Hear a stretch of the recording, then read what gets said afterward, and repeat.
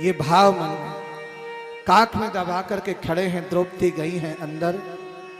पितामह भीष्म संत 3 बजे भजन में बैठ जाते हैं। 3 बजे। अभी महाराज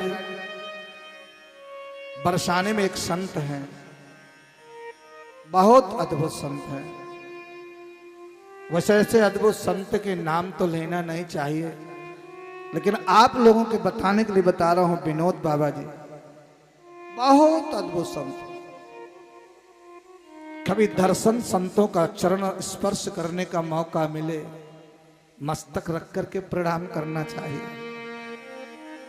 संत को प्रणाम करने के लिए 5 चीजें जमीन पे होना चाहिए। घुटने जमीन पे, दोनों हाथ जमीन पे और मस्तक संत के चरणों में होना चाहिए।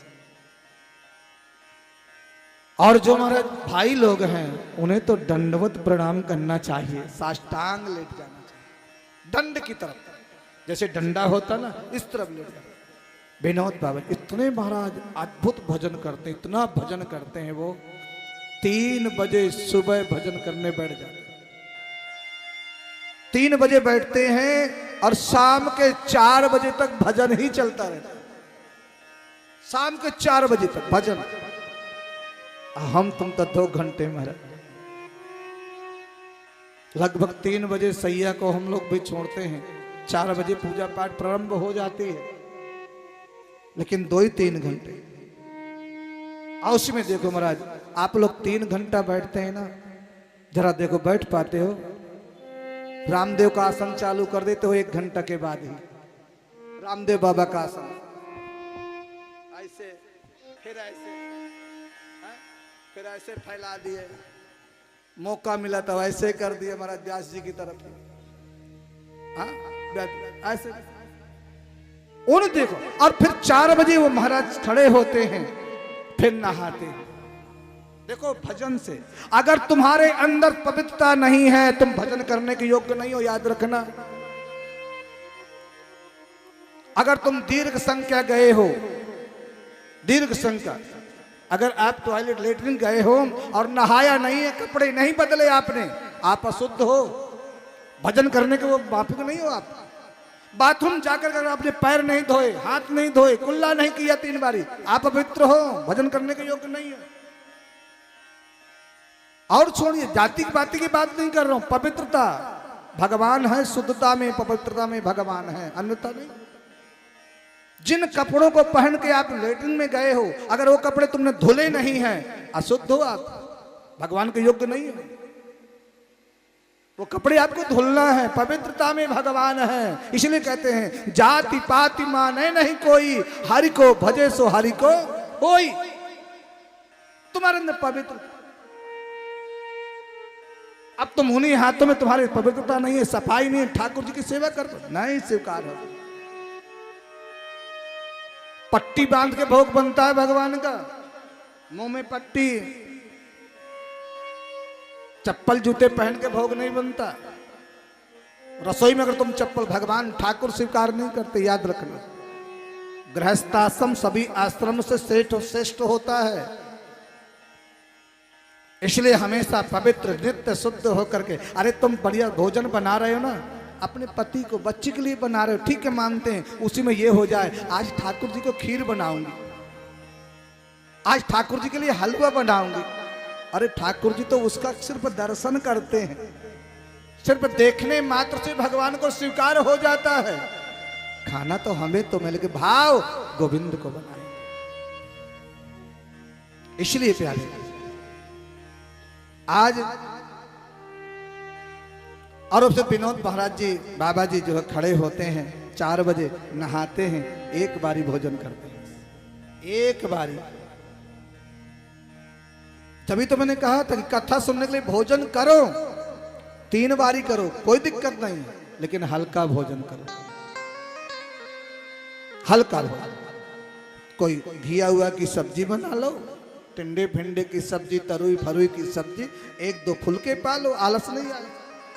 अब तुम महाराज दोपहर के भी वही परेठे पा के निकलोगे, और दही लस्सी, हाँ लस्सी का गिलास और तमाम मनचाही मिले पर तो कथा थोड़ी, फिर तो आलस आएगी, बड़े बड़े मुंह फाड़ोगे। थोड़ा बहुत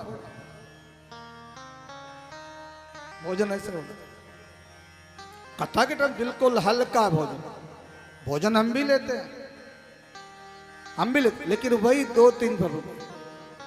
जब तक कथा होती है, बैठना होता है ना महाराज, भोजन बिल्कुल हल्का, आलस नहीं होना चाहिए। भोजन करना चाहिए जीने के लिए, सोने के लिए नहीं।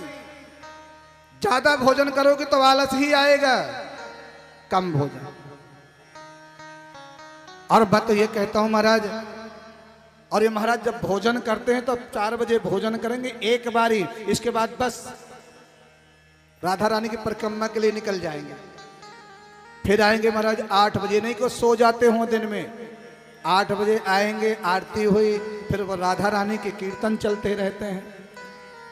और विश्राम 10 बजे ही विश्राम में जाते, सिर्फ 3 घंटे की नींद। तब भगवान कृपा करते हैं, तब भगवान सुनते हैं। अब आप लोग ठाकुर जी के तब यहां पर कुंती कह रही है, प्रभु यदि आपको देना है तो मैं आपसे झोली पसार के मांगती हूं कि विपदा संतु न सस्वत तत्र तत्र जगत गुरु भवतो दर्शनम यस्यात् पुनर्भव दर्शनम। गोविंद यदि आपको देना है कन्हैया लाला, मैंने देखा है मांगने की तो कोई इच्छा है ही नहीं,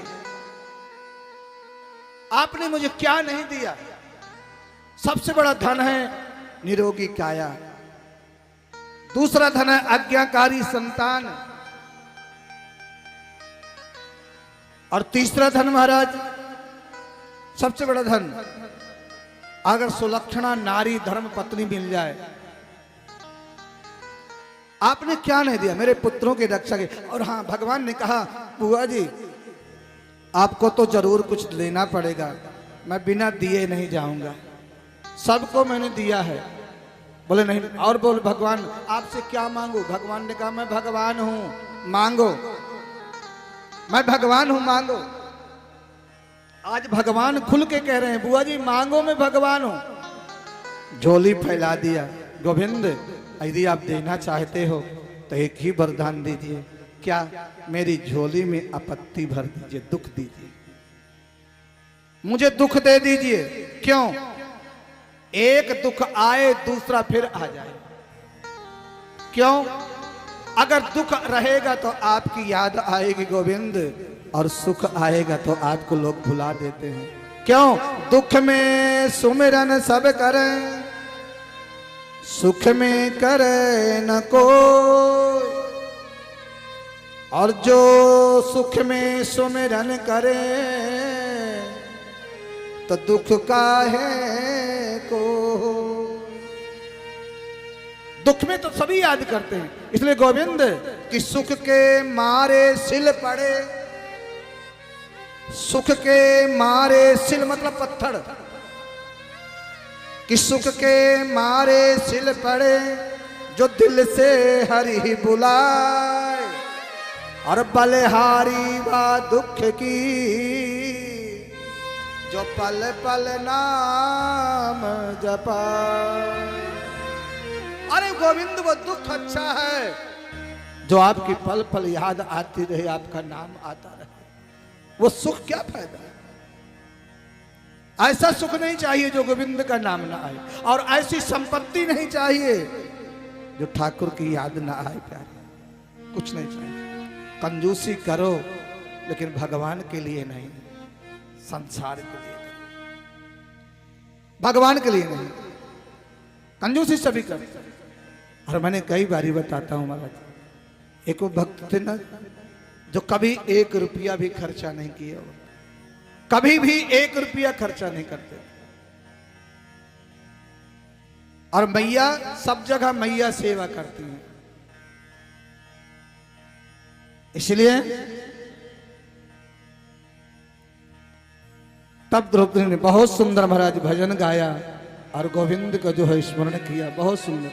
आइए सुनते हैं, माता कुंती ने भगवान के लिए सुंदर स्तुति करके महाराज प्रार्थना कर रही हैं। बोली भागवत भगवान की। दुख भी मुझे प्यारे हैं, सुख भी मुझे प्यारे हैं। छोड़ो मैं किसे भगवान, दोनों ये तुम्हारे हैं। छोड़ो मैं किसे भगवान, दोनों ही तुम्हारे हैं।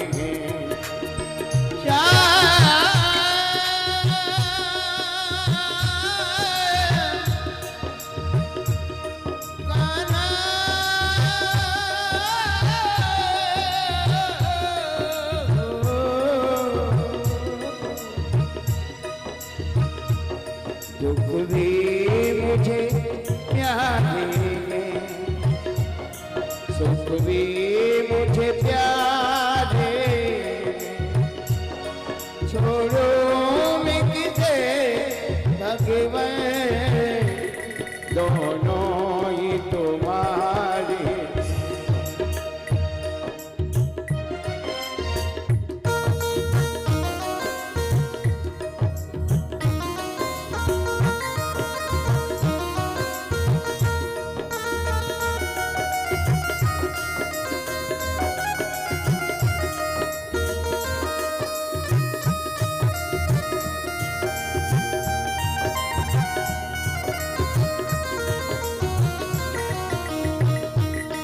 दुख चाहे ना कोई, सब सुख को तरसते हैं।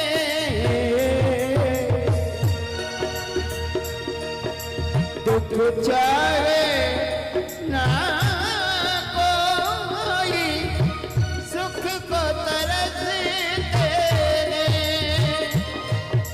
दुख में सब रोते, सुख में सब हंसते हैं। सुख दुख ही जीवन के दो ही तो किनारे हैं। छोड़ो मैं किसे भगवान,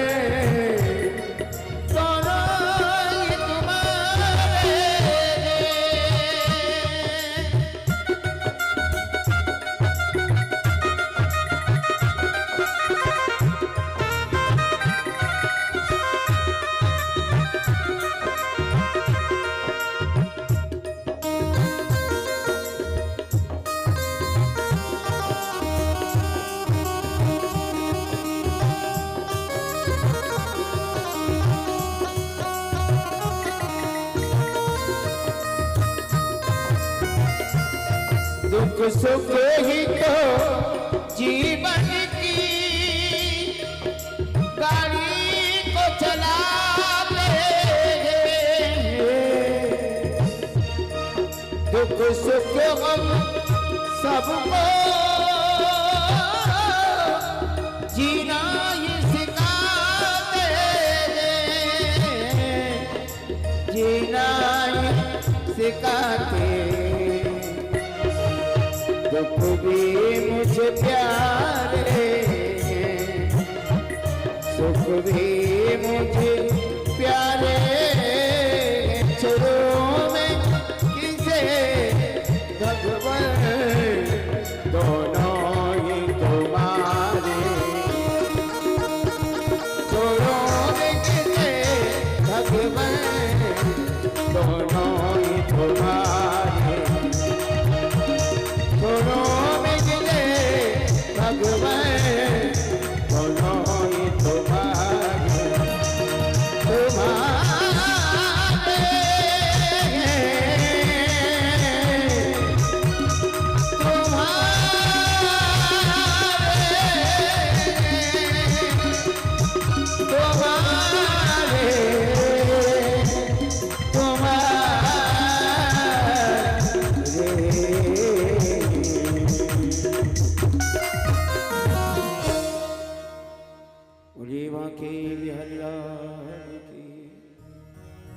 एक बारी प्रेम से बोलिए जय श्री राधे। थोड़ा जोर से बोलिए जय श्री राधे। एक बारी और जोर से बोलिए, थोड़ा इको दीजिए, रिटर्न दीजिए। श्री राधे। बड़ी सुंदर स्तुति की गई और भगवान की जो कुंती ने स्तुति किया, मेरे गोविंद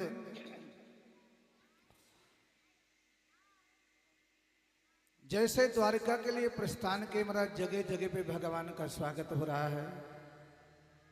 अनेक जगह में भगवान का स्वागत हुआ, कहीं कहीं पुष्पों की वर्षा हो रही है, जय जयकार की ध्वनि हो रही है। गए महाराज अर्जुन छोड़ने के लिए गए हैं, लेकिन जब वापस आए तो भीलों ने ही अर्जुन को लूट लिया। आज अर्जुन जब आए, युधिष्ठिर जी चेहरा काला पड़ गया है अर्जुन का, नेत्रों से अश्रुपात हो रहे हैं। युधिष्ठिर ने पूछा अर्जुन क्या बात है, बहुत दिन बाद आए हो, तुम्हारा चेहरा क्यों लाल हो गया? कुछ नहीं जवाब दिया। और हां, चेहरा दो प्रकार से उतरता है। तुम्हारा चेहरा उदास है, किसी ने तुम्हारा अपमान तो नहीं किया। अगर किसी व्यक्ति का अपमान हो जाता है तो चेहरा उतर जाता है। और हां, कोई जिससे हम बहुत प्रेम करते हों, ऐसा प्रेमी यदि छोड़ करके चला जाए तो भी चेहरा उदास हो जाता है। और जिस संपत्ति से हम बहुत प्रेम करते हैं, धन से, यदि वो खो जाए तो भी चेहरा उतर जाता है। ऐसा कोई। और हाँ, चौथा क्या कारण होता है? अगम्या नारी के साथ संबंध होना तो भी चेहरा उतर जाता है। अर्जुन, कोई ऐसी बात तो नहीं है? अपना प्रेमी छोड़ के चला जाए चेहरा उतर जाता है, कोई ऐसी बात तो नहीं है? और इतना कहना ही था कि अर्जुन धड़ाम से पृथ्वी पर गिर पड़े, मूर्छित हो गए। बोले भैया, जिनको हम साधारण मनुष्य मानते थे ना, वो साक्षात गोविंद थे, द्वारकाधीश। आज वही अर्जुन, वही बाण, वही गांडीव भीलों ने ऐसे लूट लिया, ऐसे लूट लिया भीलों ने, मानो निहत्थे को जैसे लूट लेते। मतलब भगवान के बिना हम कुछ नहीं है प्यारे, याद रखना, कुछ भी नहीं।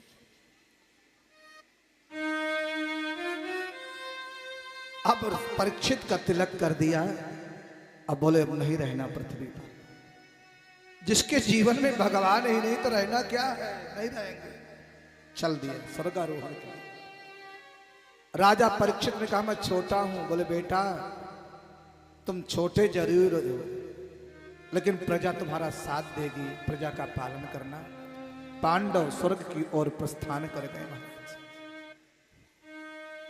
कटरा होते हुए, जम्बू होते हुए महाराज सिखोड़ी को पार करते हुए स्वर्ग की सीढ़ी को जो गिरता गया उधर।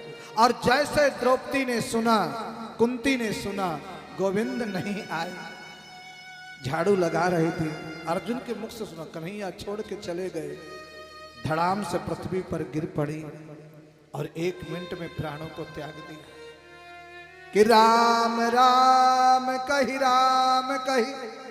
दशरथ जी ने 9 बारी राम राम कहा। कि राम राम कही, राम कही, राम राम कही राम। तन पर हरि रघुबर बिहर, राव गयो सूरधाम। जैसे पता चला राम नहीं आए, गंगा पार हो गए, चले गए। दशरथ जी ने 1 मिनट में प्राणों को त्याग। वही हाल कुंती की हुई। कृष्ण गोविंद नहीं आए, प्राणों को त्याग दिया। जो गिरता गया वो जाता गया। एक धर्मराज पहुंचे, युधिष्ठिर जी महाराज धर्मराज के यहां तक पहुंचे। सब बीच में कितने तक शरीर कोई नहीं पहुंचा महाराज, युधिष्ठिर जी महाराज पहुंचे। धर्मान गो गक्षत जीवे कहा, मनुष्य के साथ जाता है प्यारे तो एक धर्म जाता है और कुछ नहीं। तुमने जो भजन किया है, जो दान किया है, जो पुण्य, वही साथ जाने वाला, अन्यथा कुछ नहीं जाएगा। इसलिए आज राजा परीक्षित प्रजा का पालन कर रहे हैं। राजा परीक्षित के राज्य में कोई ताला नहीं लगाता है। राजा परीक्षित के राज्य में सब प्रजा सुखी है। राजा परीक्षित के राज्य में दूध गाय का निकालना नहीं पड़ता। समय हुआ पात्र लगाइए और दूध ऑटोमेटिक।